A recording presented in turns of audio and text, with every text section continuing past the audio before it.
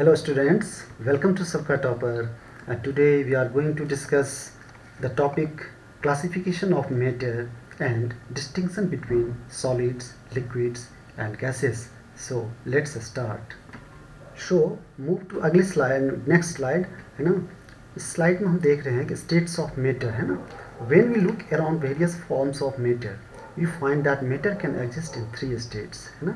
और three states जो matter के होते हैं like solid state, liquid state and gaseous state.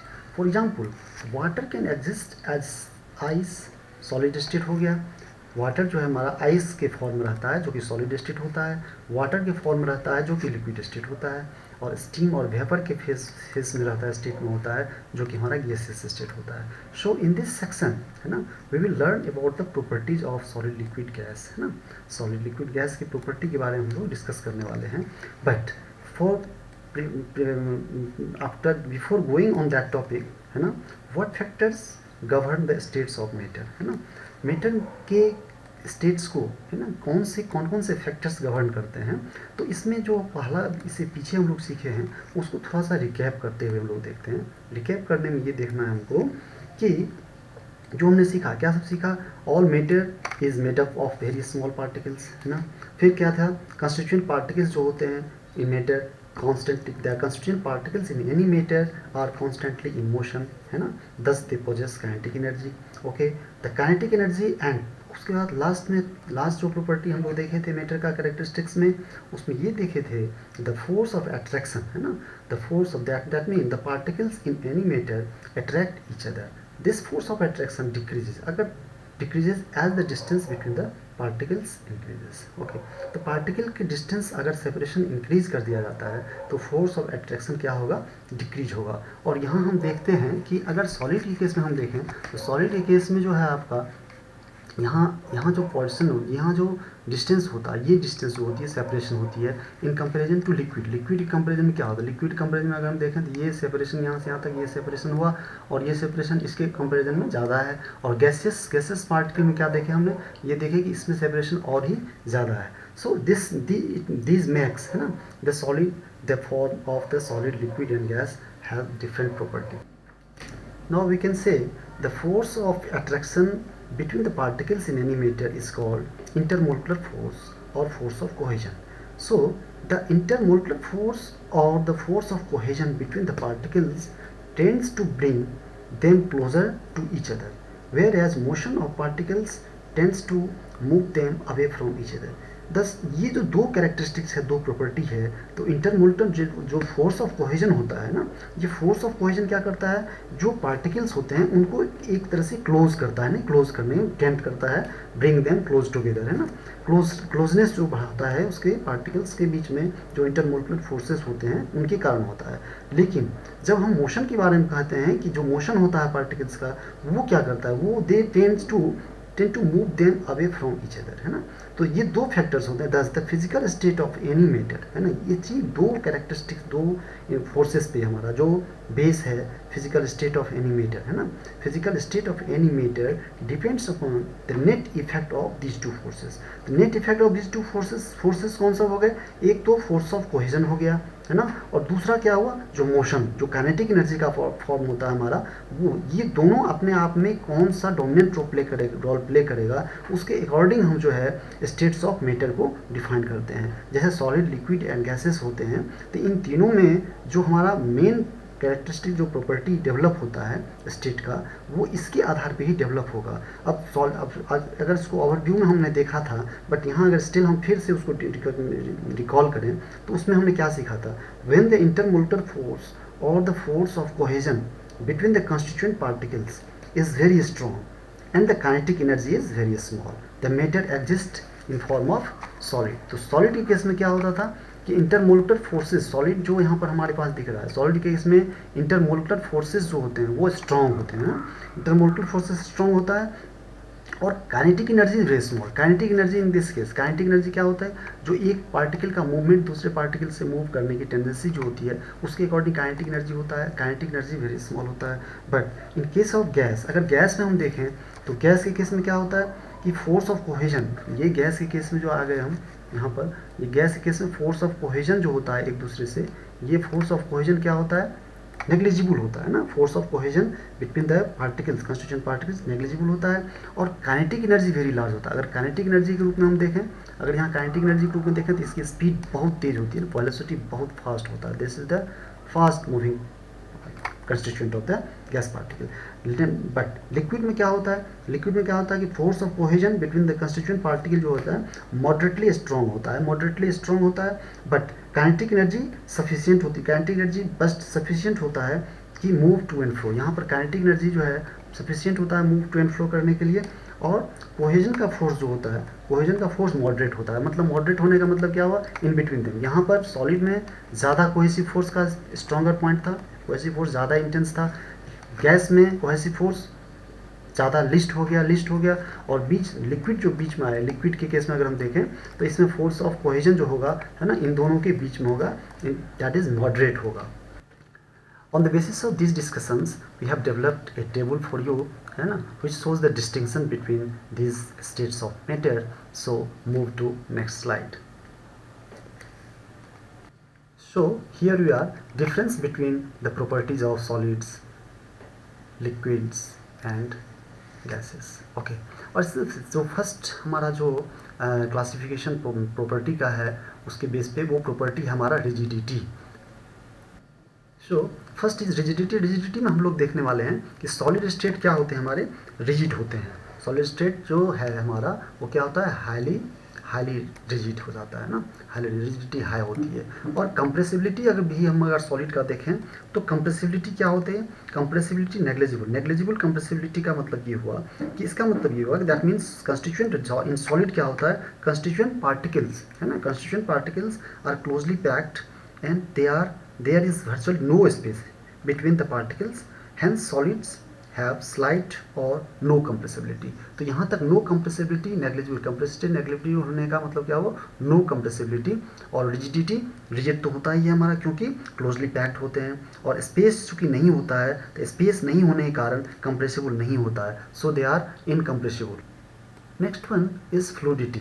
Fluidity का मतलब क्या हुआ, solids do not flow because the constituent particles are held closely in fixed positions due to a strong force of attraction। तो force of cohesion चूँकि बहुत strong होता है ना, इसीलिए ये जो है फ्लो करने में कैपेबल नहीं होते हैं। So solids do not flow, fluidity मतलब डू नॉट फ्लो का कंसेप्ट आ गया।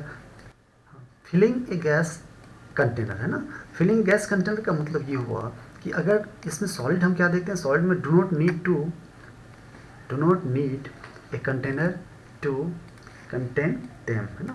तो चूँकि ये फिक्स्ड था और फिर हम इसको ये लाइन एक आ गई बीच में, ओके। और तो फिलिंग इन गैस कंटेनर हम देखते हैं कि do not need a container to contain them, safe. और इसके आधार पे सेफ भी है ना, सेफ की ही बात होती है कि solids have fixed shape and fixed volume है ना। ये क्यों होता है, because strong cohesive force between its constituent particle. तो कंस्टिट्यूएंट पार्टिकल्स के बीच में जो अभी पीछे देखे हम, उसमें स्ट्रॉन्ग कोहेसिव फोर्स होता है जिसके कारण इसका शेप भी हम डेफिनिट शेप होता है, शेप चेंज नहीं हो सकता। अब काइनेटिक एनर्जी को देखते हैं तो काइनेटिक एनर्जी क्या होता है, लिस्ट काइनेटिक एनर्जी, क्योंकि फोर्स ऑफ इंटरमोलिकुलर अट्रैक्शन जो होता है काफ़ी तेज ज़्यादा होती है, उसके कारण काइनेटिक एनर्जी क्या होती है कि जो मॉलिक्यूल्स होते हैं, पार्टिकल्स होते हैं, वो ज़्यादा मोशन से मूव नहीं कर सकते हैं, लिस्ट काइनेटिक एनर्जी।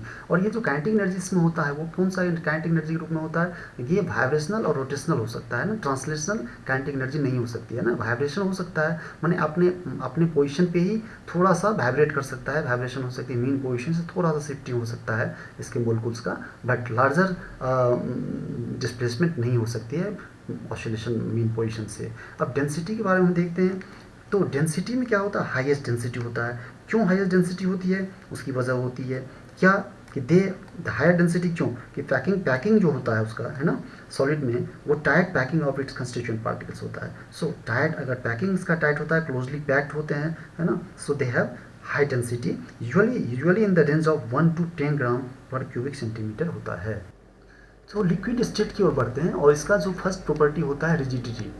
रिजिडिटी में हम देखते हैं कि ये लेस रिजिड होते हैं। लेस रिजिड होने का मतलब क्या हुआ कि less rigid as compare to solid. Solid के कंपेरिजन में जो है रिजिड कम होते हैं। क्यों?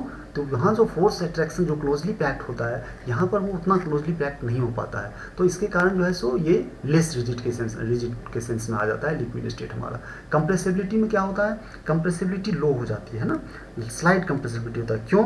कि due to greater intermolecular spaces. Slide compressible मतलब इसमें कुछ स्पेस सॉलिड के कंपैरिजन में कुछ ज़्यादा स्पेस आ जाती है, सो यहाँ पर कंप्रेसिबिलिटी थोड़ी सी बनती है, बस ज़्यादा।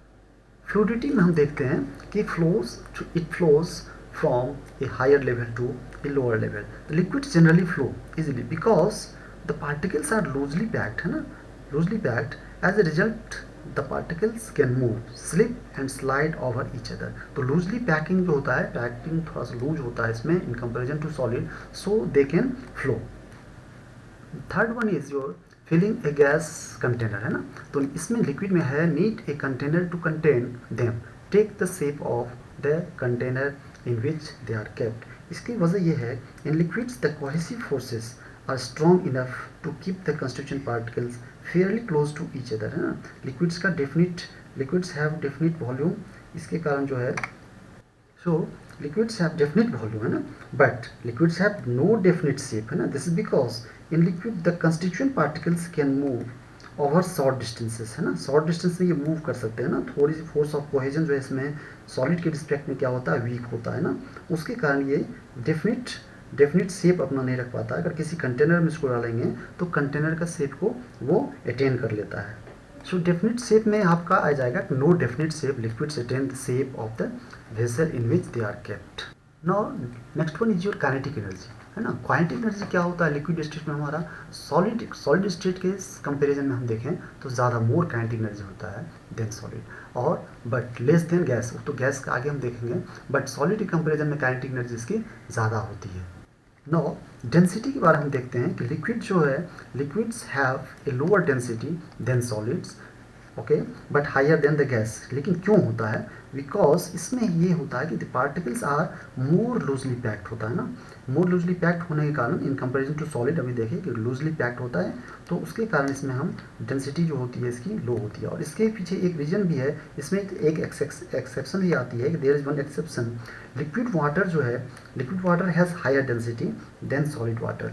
आइस के कंपेरिजन में अगर हम लिक्विड वाटर को देखें, है ना, तो उसकी डेंसिटी ज़्यादा होती है। तो आइस जो है फ्लोट करता है ओवर पे, आइस जो है सो फ्लोट वाटर पे करता है। दिस इज इम्पोर्टेंट कि आइस जो है हमारा, आइस से वाटर का जो लिक्विड स्टेट होता है उसकी हायर डेंसिटी हो जाती है, ये एक्सेप्शन में आता है आपका। गैसेस के केस में हम देखते हैं कि गैसेस जो है रिजिडिटी पॉइंट ऑफ व्यू से नॉट रिजिड में आते हैं ना, नॉट रिजिड, एंड कंप्रेसिबिलिटी अगर देखें तो वेरी हाई होता है ना।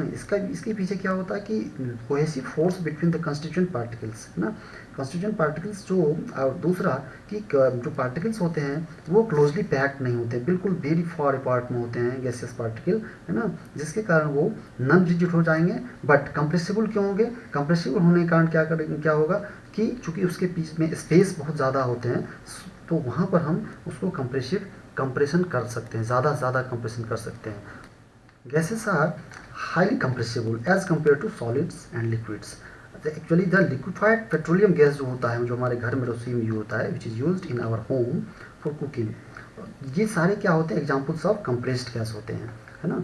Due to high compressibility large volume of gas can be compressed, है ना, into a small cylinder and transported easily. तो यही चीज़ होती है, कंप्रेसिबिलिटी ज़्यादा होने के कारण बहुत ज़्यादा वॉल्यूम, है ना, लार्जर वॉल्यूम को हम एक कंटेनर में कंटेन करके, है ना, कंप्रेसिव वे में, कंप्रेशन वे में, कंप्रेस्ड वे में उसको लेके एक जगह से दूसरी जगह ट्रांसपोर्ट भी कर पाते हैं। अब फ्लूइडिटी में आ रहे हैं हम लोग, तो गैसेस के बारे में कहा जाता है कि हाई, मतलब गैसेस हैव हायर फ्लूइडिटी, है ना। फ्लूइडिटी का मतलब गैसेस जो हैं फ्रीली फ्लो कर सकते हैं एक जगह से दूसरी जगह तक, बिकॉज जो कोहेसिव फोर्स होता है गैस में, फिर वही कोहेसिव फोर्स की बात होती है, इंटरमोलिकुलर फोर्सेस जो होते हैं वो इसमें नेग्लिजिबल होते हैं। फिलिंग ए गैस कंटेनर में हम देखते हैं कि need a container to contain them, है ना। गैस जो है पूरे कंटेनर को कम्प्लीटली फिल कर देता है, ये इसकी बहुत बड़ी क्वालिटी होती है। शेप की पॉइंट ऑफ व्यू से अगर देखें तो gases have no fixed shape नहीं होता है, डेफिनेट शेप नहीं होती है, इवन वॉल्यूम भी फिक्स नहीं होता है ना। और क्यों नहीं होता है? Because cohesive force between the particles is negligible, और particle are free to move, है ना, particles are free to move in any direction, है ना, इसलिए फिक्स्ड शेप और फिक्स्ड वॉल्यूम तो गैस में होता ही। काइनेटिक एनर्जी अगर हम देखते हैं तो गैसेस के पास वेरी हाई काइनेटिक एनर्जी होता है ना, हाई एनर्जी की वैल्यू होती है गैसेस पार्टिकल में। अब डेंसिटी के पॉइंट ऑफ व्यू से अगर देखें तो गैसेस स्टेट जो लोएस्ट डेंसिटी को डिफाइन करता है, और लोएस्ट डेंसिटी इसलिए होती है कि स्पेस जो होता है, इंटरमोलिकुलर स्पेस जो होता है गैस में, वो वेरी लार्ज होता है ना, इंटरमोलिकुलर स्पेस के बारे में जगह जो होती है, दोनों के सेपरेशन जो है बहुत ज़्यादा होता है ना, इसलिए डेंसिटी के पॉइंट ऑफ व्यू से अगर देखें तो ये लोएस्ट डेंसिटी होती है। नेक्स्ट में हम कुछ क्वेश्चंस आपके लिए डाले हैं, उस क्वेश्चंस को आपको होमवर्क के रूप में लेना है और उसको बनाना है। So move for next slide for.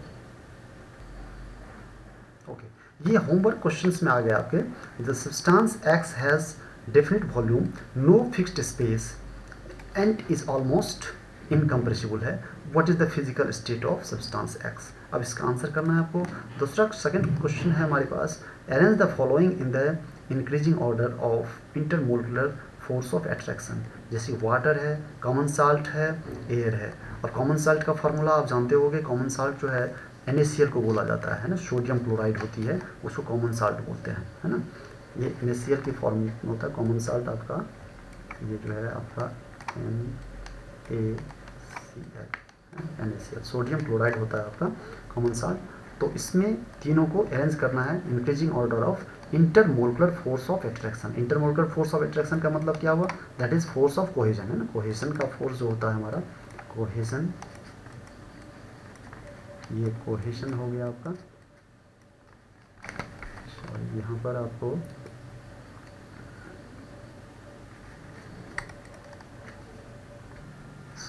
ये रहा आपका कोहेशन, है ना, कोहेशन की बात होती है, तो इसको अरेंज करना है कोहेसिव में।